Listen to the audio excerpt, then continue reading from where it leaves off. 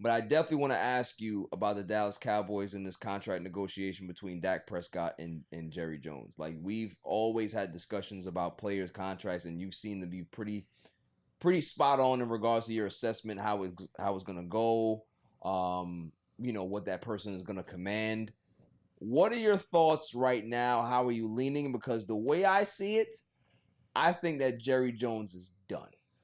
I was think he's completely been against done. you at the beginning of the summer. Yeah. I think we might have started your show with Yeah. Dak's I negotiations remember. with the first ones. I've kind of touted my record with you just because, I like catching W's. This one, I am perplexed. And this You one, have to concede. Don't I be might have perplexed. to. I might have to. Listen. A smart man knows when to hold them, knows when to fold them. You give me the win. I might have to give you the win on this one because I think Dak gets his money, but I don't think he gets it with the Cowboys. Correct. Because the writings feels like it's on the wall, man. The Jerry Jones is the type of person, he likes to make splash plays. He likes to make splash signings. Sometimes it feels like the only reason he doesn't sign a player, it's not because he's not going to, is he enjoys the talking point of the whole summer. He does. The conversation of when they're going to sign him. He was always going to sign CeeDee Lamb. Yeah. He just likes to needle the media a little bit. And the players as well. But when his tone, when it comes to Dak Prescott, it's like, bro, if you don't get us to the NFC Championship, what do I need you for? Yeah.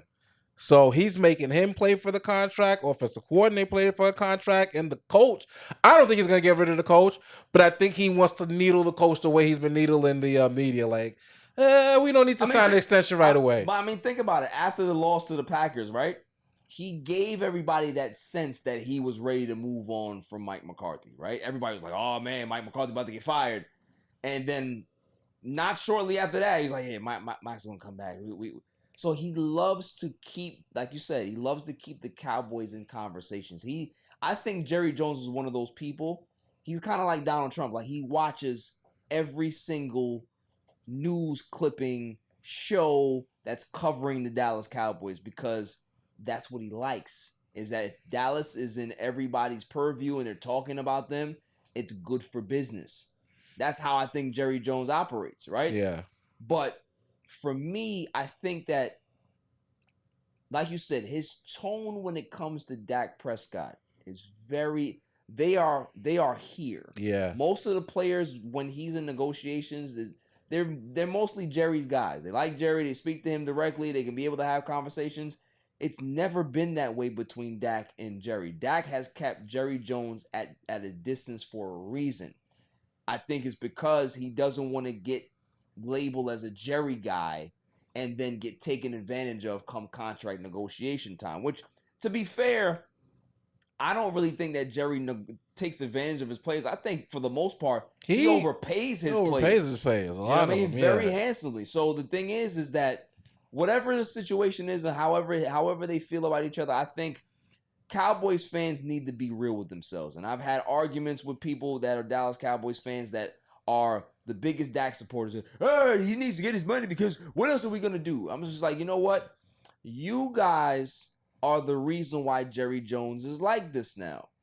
I remember back in 2020, everybody was, they were up in arms. Oh, Dak needs his money. You had all these NFL pundits. He needs his money. Blah, blah, blah. Even guys who don't even think Dak was good were telling he needs his money, right?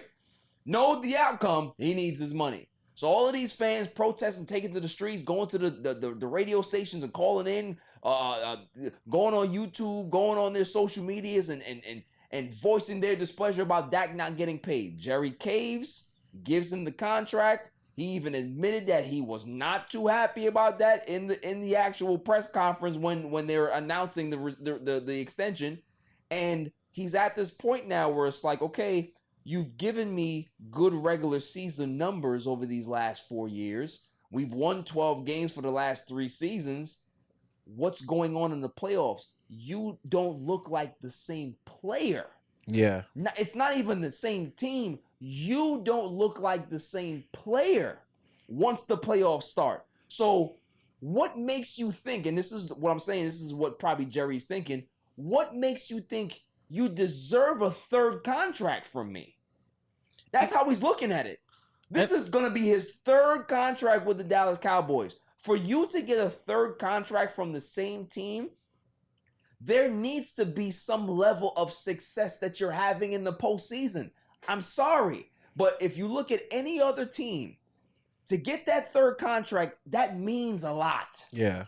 You can't just give somebody a third contract just because you like them. There needs to be some substance there in regards to team success, winning something, getting to the NFC title game, getting close, or being in a shootout that, damn, we just missed it.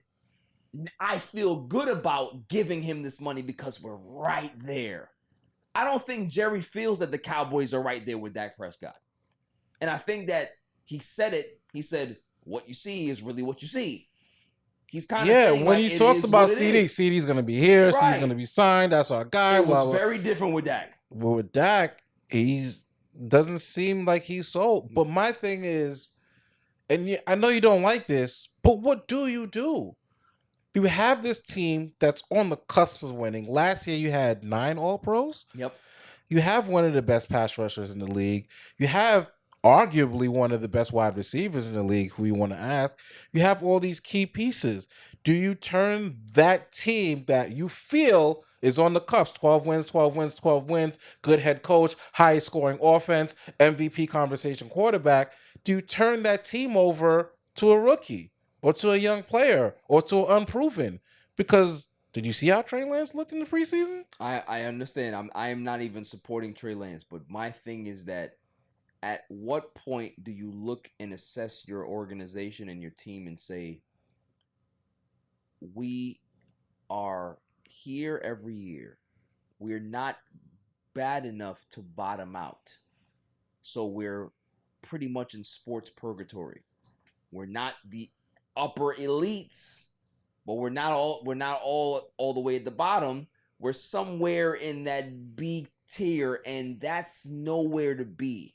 You need to start figuring out, is this the path forward? Because maybe you do need to bottom out for a year and kind of readjust and reassess and kind of reset things. You got CeeDee Lamb signed for 4 years. You're going to lock up Micah Parsons, not paying Dak Prescott that money long term. I'm not talking about for 2025. I know they're going to be on the hook for that. But going forward, you're going to have that relief there where you can lock up your big guys, go get yourself a rookie quarterback, and now your window of success or opportunity to get to that NFC title game opens up again because your guys are young enough to be able to still get there, is what I'm saying.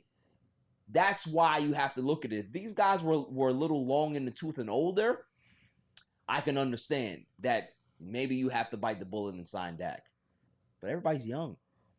CeeDee Lamb's a young guy. Micah Parsons is a young guy. You know what I mean? Like, all of these guys that they have, they're young guys. The pillars that they have are young guys. You can be able to bottom out for a year and reassess. That's all I'm saying, because you know what's going to happen. This is the movie that you see the trailer, and you don't even have to watch the movie because they gave you everything in the trailer. Yeah. That's what it is. Yeah. It's a what's my man name? The dude it's a Tyler Perry movie. It's a Tyler Perry movie. You already know how this shit going. You already know. Yeah. As a Dallas Cowboys fan, I'm sick of it. I want it to be done. Go get your money somewhere else. We will figure it out, and that's it. Let the two part, and look what happened with the Rams and the Lions. With Matthew Stafford, they realized, listen, we can't go nowhere with him. With this iteration of the franchise, he's not our guy. So to respect him, we're going to trade him to somewhere he wants to be. Yeah.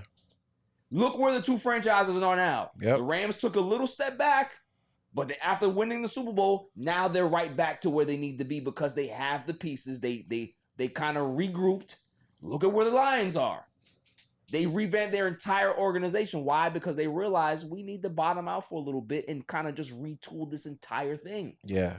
And both came out okay. That's the success. And that's what I'm saying. Both parties can come out like winners. Dak can get his money and maybe he'll win somewhere else. Maybe he'll win a Super Bowl. But that doesn't necessarily mean that he's going to win one for Dallas if he wins somewhere else. A lot of fans like to confuse that. When somebody goes somewhere else and wins, oh, well, we should have kept him. That doesn't mean you're going to win here.